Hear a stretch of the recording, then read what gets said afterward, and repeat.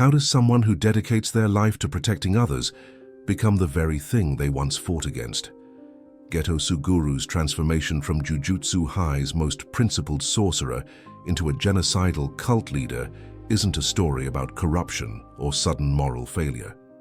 It's a case study in psychological deterioration, a documented descent through identifiable stages that researchers have mapped in real-world radicalization.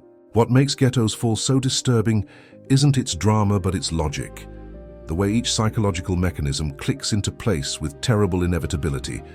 This is how moral injury metastasizes into extremism. This is how isolation calcifies belief into ideology.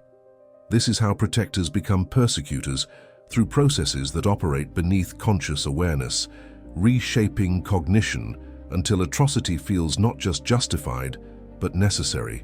Understanding Geto's psychology means confronting uncomfortable truths about human fragility, about how the mind protects itself from unbearable contradictions by constructing frameworks that make the unthinkable bearable.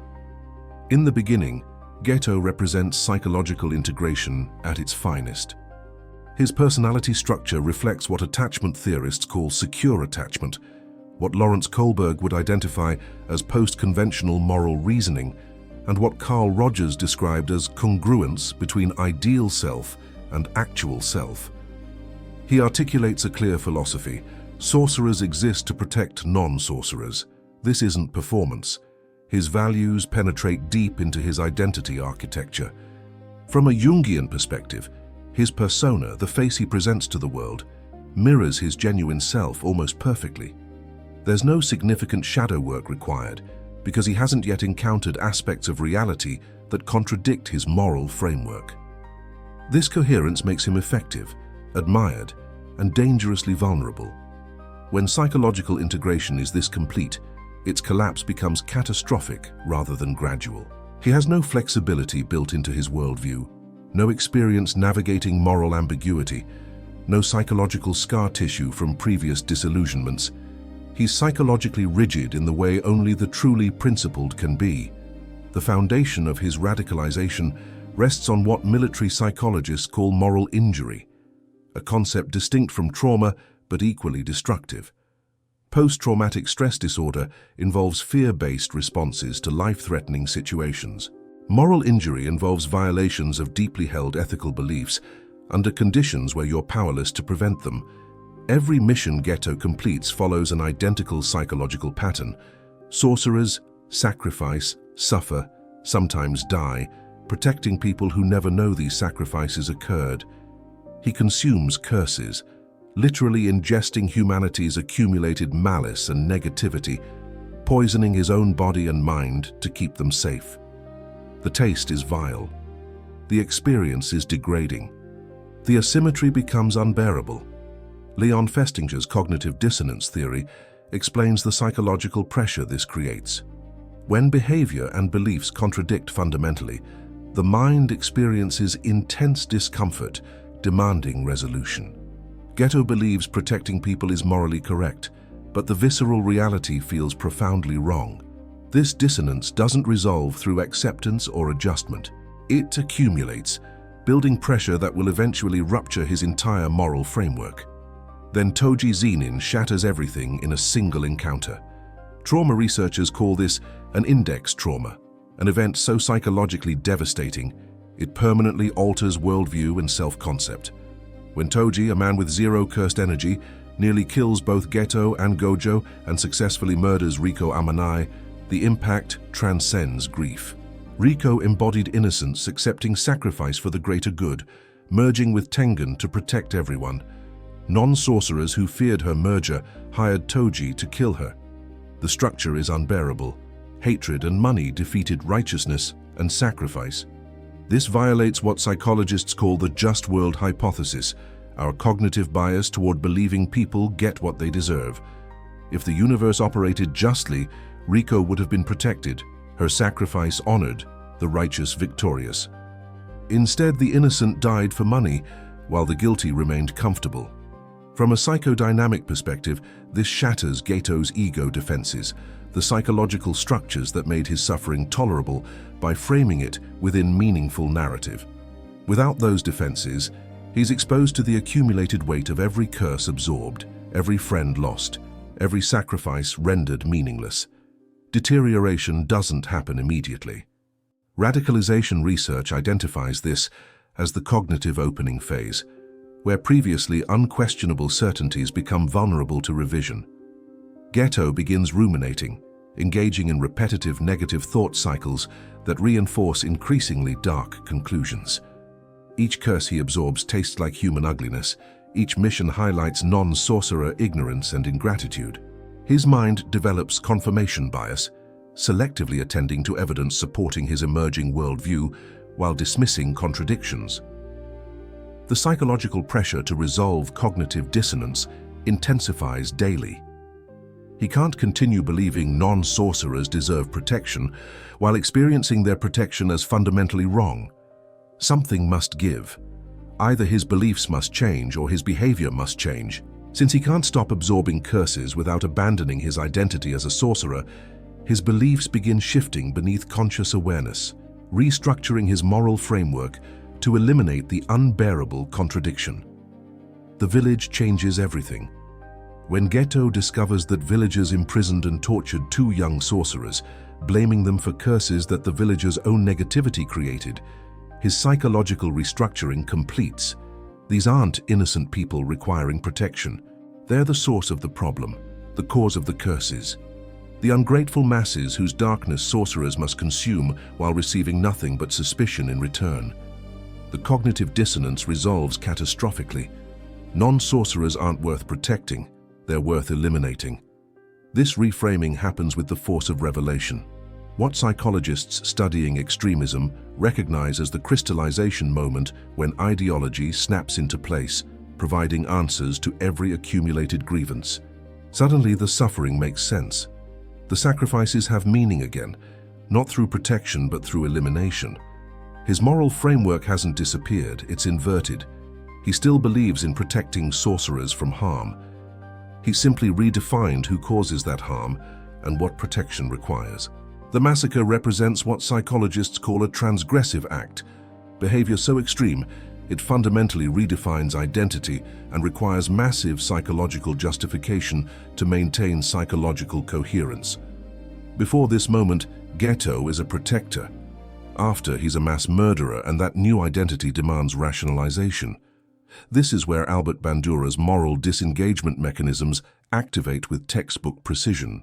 Geto deploys dehumanizing language, calling non-sorcerers monkeys, stripping them of human status, so killing them feels categorically different from killing people. He employs moral justification, reframing genocide as necessary for a better world where sorcerers don't suffer.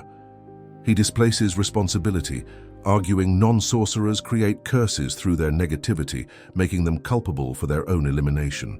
He utilizes advantageous comparison, positioning his genocide as preferable to the current system, where sorcerers die protecting the ungrateful. Each mechanism serves the same psychological function, making atrocity tolerable by restructuring how he perceives and evaluates his actions. His cult formation reveals sophisticated social psychology operating at both conscious and unconscious levels. Cult leaders typically exhibit dark triad traits: narcissism, Machiavellianism, and psychopathy.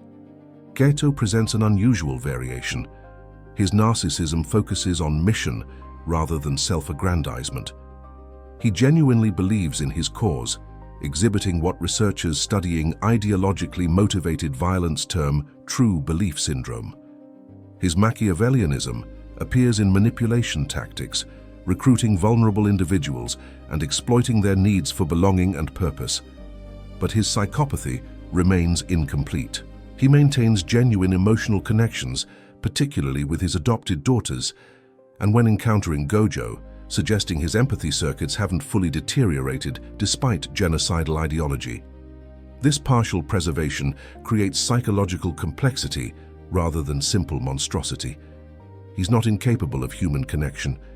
He's capable of human connection while pursuing inhuman goals, which makes him far more psychologically disturbing than a straightforward psychopath. Psychiatrist Robert J. Lifton's concept of doubling explains how Geto maintains functional relationships while orchestrating genocide. Lifton studied Nazi doctors who were loving fathers, yet participated in concentration camp atrocities. The psyche splits into two functioning wholes, each with distinct values and behaviors, using compartmentalization to prevent integration that would force confronting the contradiction. Geto, the caring father and friend, exists alongside Geto, the genocidal cult leader. This isn't dissociative identity disorder with amnesia barriers between identities. It's a defense mechanism, allowing preservation of humanity aspects while pursuing inhuman objectives. When he interacts with his daughters or encounters Gojo, we witness the original Geto, the person existing before moral injury and radicalization destroyed his integrated self. These moments prove his core personality hasn't been erased. It's been suppressed, overridden by ideological commitment that demands maintaining the psychological split to avoid unbearable guilt. Isolation accelerates everything. Research on extremism demonstrates consistently that isolation from moderate voices combined with immersion in ideologically homogeneous environments dramatically accelerates radicalization trajectories. After leaving Jujutsu High, Geto surrounds himself exclusively with followers validating his worldview. No Gojo challenging his reasoning, no Shoko offering alternative perspectives, no institutional structure imposing ethical constraints. This echo chamber effect reinforces beliefs through constant validation while eliminating sources of cognitive dissonance. His cursed spirit manipulation technique contributes to isolation in ways beyond social. Unlike techniques requiring collaboration, his power operates best independently. He literally accumulates strength by absorbing curses alone, creating technical reinforcement of psychological isolation. The stronger he becomes through isolation, the less he needs others. The less he needs others, the more his ideology calcifies without challenge. It's a self-reinforcing cycle where power and isolation strengthen each other until intervention becomes psychologically impossible. From a developmental perspective, Geto's radicalization represents arrested development at a critical life stage. Erik Erikson identified young adulthood as the period addressing intimacy versus isolation, deepening relationships and integrating into community. Geto's moral injury strikes precisely when he should be completing this developmental work. Instead, trauma triggers regression to earlier stages, characterized by ideological rigidity and binary us versus them thinking. He never completes the developmental task of integrating complexity, nuance, and moral ambiguity into his worldview. Instead, he constructs an oversimplified framework where sorcerers are superior and non-sorcerers are inferior, a cognitively primitive binary providing psychological comfort through certainty, but requiring increasingly violent actions to maintain internal consistency. His ideology becomes a developmental dead end where growth stops, because admitting complexity would require confronting the atrocities he's committed, which would shatter the psychological structures keeping him functional. The true tragedy of Geto's psychology lies in how preventable his descent was. Research identifying resilience factors, protecting against radicalization, points to several key elements. Strong social support networks, providing emotional validation, access to mental health resources for processing trauma, institutional structures offering meaning and purpose, and opportunities to process moral injury constructively. Geto had access to none of these when he needed them most. Jujutsu Society offers zero psychological support for sorcerers processing trauma. No counseling after watching friends die. No structured debriefing after absorbing particularly vile curses. No community acknowledgement of the psychological toll. The institution fails him completely. His friendship with Gojo, while genuine, couldn't provide adequate support because Gojo's overwhelming power meant he couldn't truly understand Geto's experience of vulnerability and helplessness. This isolation in suffering, this absence of validation and support, created the precise psychological conditions where radicalization became nearly inevitable rather than merely possible. What makes Geto psychologically resonant with audiences is the uncomfortable plausibility of his descent. We recognize the progression because we've witnessed similar patterns in real-world radicalization. the idealistic individual disillusioned by systemic injustice, the accumulating trauma without adequate support, the cognitive opening when certainties crumble, the echo chamber reinforcing increasingly extreme beliefs, the moral disengagement mechanisms making atrocity psychologically tolerable, the ideology providing meaning and purpose that mainstream society failed to offer.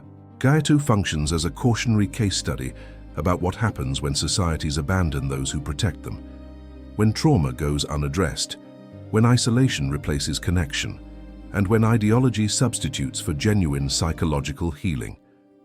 His transformation illuminates the fragility of even the strongest individuals when subjected to sufficient moral injury without adequate support systems to process and integrate the experience.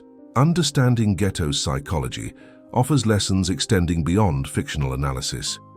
Radicalization is a process, not a moment, unfolding through identifiable psychological stages where intervention could potentially disrupt the trajectory. Moral injury in protector populations, whether soldiers, first responders, or fictional sorcerers, creates vulnerability to extremism when left unaddressed. Isolation and echo chambers accelerate ideological dissent, while connection and diverse perspectives provide resilience against radicalization. Most critically, people who commit atrocities aren't necessarily born psychopaths or monsters. They're often individuals who experience genuine trauma, held sincere beliefs, and through identifiable psychological mechanisms, transformed pain into ideology and ideology into violence. This doesn't excuse Geto's genocide. Atrocity remains atrocity regardless of psychological etiology, but it does explain the mechanisms in ways that illuminate real-world radicalization processes we ignore at significant risk to ourselves and our communities. Geto Suguru's descent from hero to genocidal extremist represents a masterclass in psychological realism, demonstrating how cognitive dissonance, moral injury, isolation, and ideological certainty combine to transform protectors into persecutors through processes operating largely beneath conscious awareness. His journey reveals that the boundary between hero and villain isn't a chasm but a pathway, one that anyone might walk under sufficient psychological pressure without adequate support systems to process trauma and maintain connection to diverse perspectives. By understanding the psychological mechanisms driving his radicalization, we gain insight not just into fictional character construction, but into the very real processes creating extremists in our world. The most disturbing aspect of Geto's psychology isn't its alien nature, but its humanity, its understandability, its preventability with proper intervention. That's the genuine horror his character presents, the recognition that given similar circumstances, similar trauma, similar isolation, any of us might walk a similar path toward ideology that makes atrocity feel necessary. If this analysis has shifted your perspective on Geto's character or radicalization psychology, please like this video and subscribe for more psychological analyses of anime characters. Comment below with your thoughts on what interventions could have prevented Geto's fall, because understanding these psychological mechanisms might help us recognize and potentially prevent real-world radicalization in vulnerable individuals around us. The psychology of villains teaches us about human vulnerability to ideological extremism, and that's a lesson worth understanding deeply.